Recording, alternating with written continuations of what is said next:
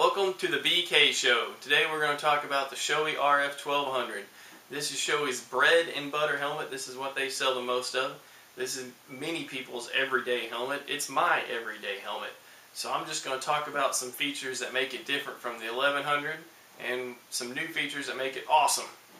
Shoei helmets are handmade. They are Snell and DOT approved helmets. So Snell helmets are usually known to be a little heavier. The double extra large weighs 4.4 pounds.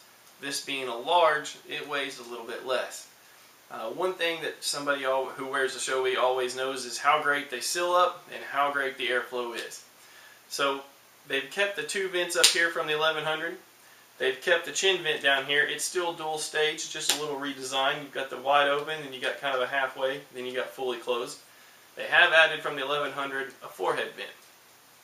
In the back's where the biggest change is. Instead of the four small vents that were found on the 1100, you've got the one big vent that kind of pays homage to what the earlier styles of Shoei had.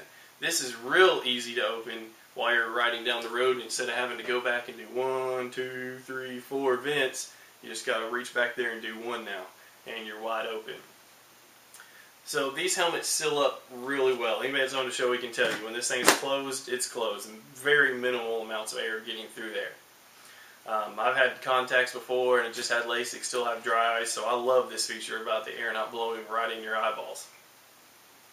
When it is sealed, obviously, and these vents are closed up, like when I ride in the mornings, everything's closed up in the front and the back. I've got my chin curtain in and I'm breathing. Well, most helmets would fog. But free in the box with every Shoei is a pin lock. This thing is reusable and it is amazing. You can't make it fog. Nothing happens. This is a game changer. So you can stay nice and warm inside your helmet and you can still see out of it without any fogging issues. The pins are here on each side, kind of inverse to what tear-offs would be on the outside. This is reusable. It is cleanable. You know, if you sneezed in your helmet or a bug flew in, some rogue bug got in there and got killed or whatever and stuck to the face shield, you would just want to put a little bit of water on there and just at the spot wherever the bug was and get him off. If you were to pour a lot of water on there or take a paper towel and start moving around, you may move those chemicals and it may not work as well. Hopefully we all know never to use Windex or ammonia on any face shield. This is a type of plastic, Lexan, etc., and it would damage it. On mirror shields, you got to be even more careful. Just use water and a very soft cloth. Nothing like I've even heard of sponges damaging some lesser ones. Shoeis are pretty tough, but I would still just use water and a very soft cloth and keep that mirror finish on there. Inside a Shoei, this is the chin curtain kind of hiding these, but these are paramedic tabs. Paramedics know to pull these guys so that the cheek pads come off and they can slide the helmet off with less resistance if they ever need to.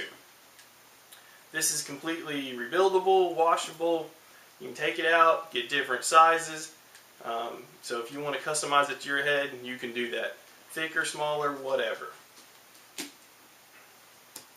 This is the Marquez RF1200. Just had it out here because it's cool.